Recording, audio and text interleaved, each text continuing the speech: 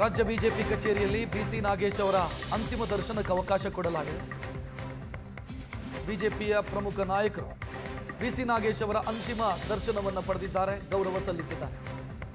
ಒಬ್ಬೊಬ್ಬರಾಗಿ ಬಿಜೆಪಿ ನಾಯಕರು ಆಗಮಿಸಿ ಅಂತಿಮ ದರ್ಶನ ಪಡಿತಾ ಇದ್ದಾರೆ. ಬಿಜೆಪಿ ರಾಜ್ಯಾಧ್ಯಕ್ಷ ವಿಜಯೇಂದ್ರ, ಮಾಜಿ ಮುಖ್ಯಮಂತ್ರಿ ಬಸವರಾಜ ಬೊಮ್ಮಾಯಿ, ಸುನಿಲ್ ಕುಮಾರ್, ವಿಶ್ವೇಶ್ವರ ಹೆಗಡೆ ಕಾಗೇರಿ, ಅರವಿಂದ್ ಬೆಲ್ಲದ್, ಜಯನಗರದ ಎಂಎಲ್ಎ ರಾಮಮೂರ್ತಿ ಸೇರಿ ಹಲವರು ಬಿಸಿ ನಾಗೇಶ್ ಅವರ ದರ್ಶನವನ್ನು ಪಡೆದಿರೋದು ದೃಶ್ಯ ನೋಡ್ತಾ ಇದ್ದೀರಿ.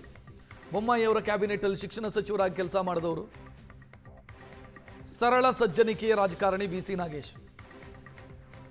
ಅಧಿಕಾರದಲ್ಲಿದ್ದಾಗಲೂ ಕೂಡ ಸರಳತೆಯನ್ನೇ ಮೈಗೂಡಿಸಿಕೊಂಡಿದ್ದವರು.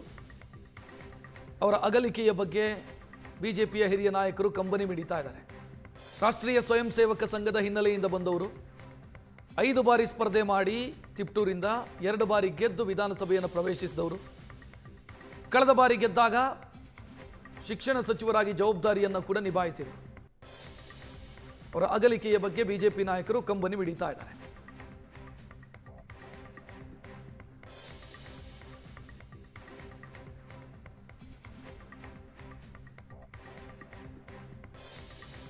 ಶಾಸಕರು, ಹಿರಿಯರು, ಬಿಸಿ ನಾಗೇಶ್ರವರು ಒಂದು ಅಕಾಲಿಕ ಮರಣ ನಮ್ಮಿಂದ ದೂರ ಆಗಿದ್ದಾರೆ.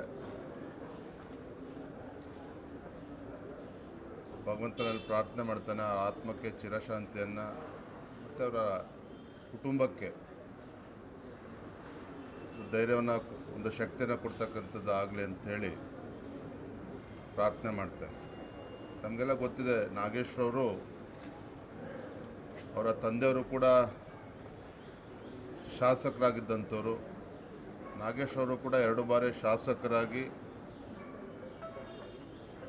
ಸಚಿವರಾಗಿ, ಶಿಕ್ಷಣ ಸಚಿವರಾಗಿ ಶಿಕ್ಷಣ ಕ್ಷೇತ್ರಕ್ಕೆ ಒಂದು ಅಪಾರವಾಗಿರ್ತಕ್ಕಂಥ ಕೊಡುಗೆಯನ್ನು ಕೂಡ ನೀಡಿದಂಥವ್ರು.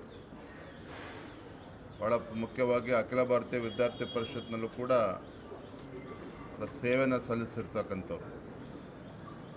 ಒಂದೇ ಮಾತಿನಲ್ಲಿ ಹೇಳಬೇಕು ಅಂತ ಹೇಳಿದ್ರೆ ಅಜಾತ ಶತ್ರು. ಎಲ್ಲರನ್ನೂ ಕೂಡ ಭಾಳ ಆತ್ಮೀಯತೆಯಿಂದ ಮಾತನಾಡಿಸುವಂಥದ್ದು, ಭಾಳ ಎಲ್ಲರ ಜೊತೆಲೂ ಕೂಡ ಒಂದು ಸ್ನೇಹ ಸ್ವಭಾವವುಳ್ಳಂಥವ್ರು.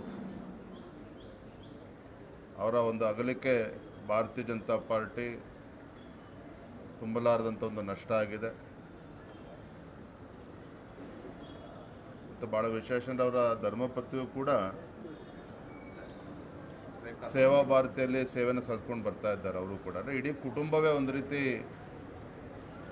ಸಮಾಜಕ್ಕೆ ಮುಡುಪಾಗಿಟ್ಟಿರ್ತಕ್ಕಂಥವ್ರು. ಅಂಥ ಒಬ್ಬ ಹಿರಿಯ ನಾಯಕರು ನಮ್ಮ ಮುಂದೆಗೆ ಇಲ್ಲ ಇವತ್ತು. ಭಗವಂತನನ್ನು ಪ್ರಾರ್ಥನೆ ಮಾಡ್ತಾನೆ ಆತ್ಮಕ್ಕೆ ಶಾಂತಿ ಸದ್ಗತಿ ಸಿಗಲಿ ಅಂತಲೇ ಈ ಸಂದರ್ಭ ಪ್ರಾರ್ಥನೆ ಮಾಡ್ತೇನೆ.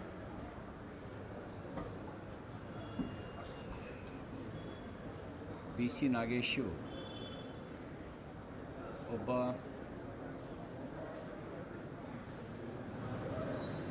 ಮೃದು ಹೃದಯದ ಜನಾನುರಾಗಿಯಾಗಿದ್ದಂಥ ಒಬ್ಬ ಜನನಾಯಕ.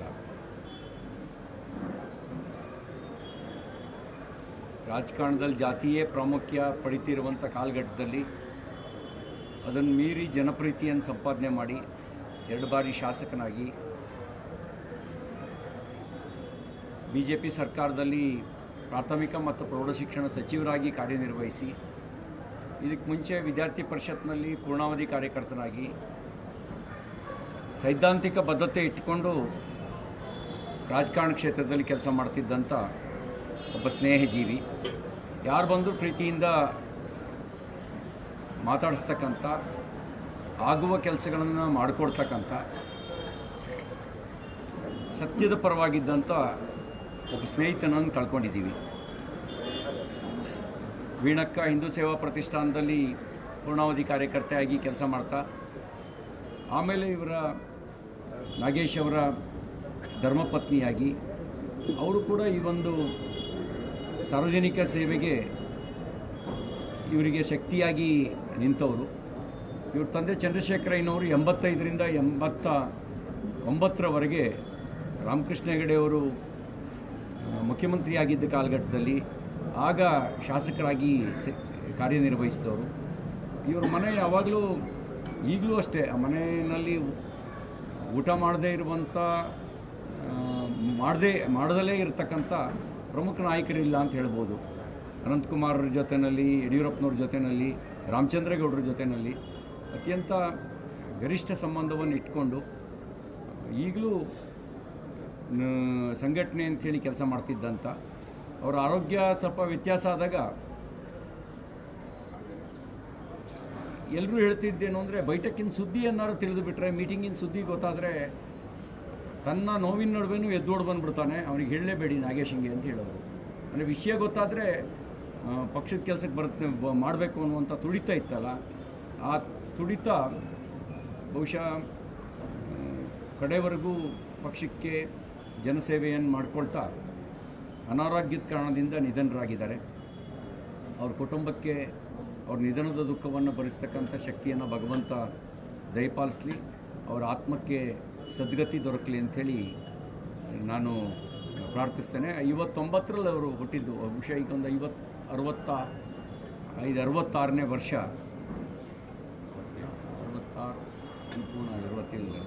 66 ಪೂರ್ಣ ಆಗಿದೆ. ನಾಳೆ ಅವರ ಸ್ವಗ್ರಹದಲ್ಲಿ ಅಲ್ಲಿ ತಿಪ್ಟೂರಿನಲ್ಲಿ ಇವತ್ತು ಮತ್ತು ನಾಳೆ ಅಂತಿಮ ದರ್ಶನಕ್ಕೆ ಅವಕಾಶ ಮಾಡಿಕೊಡ್ತಾರೆ. ನಾಳೆ ಅಲ್ಲಿ ಅಂತ್ಯ ಸಂಸ್ಕಾರ ನಡೆಯುತ್ತೆ.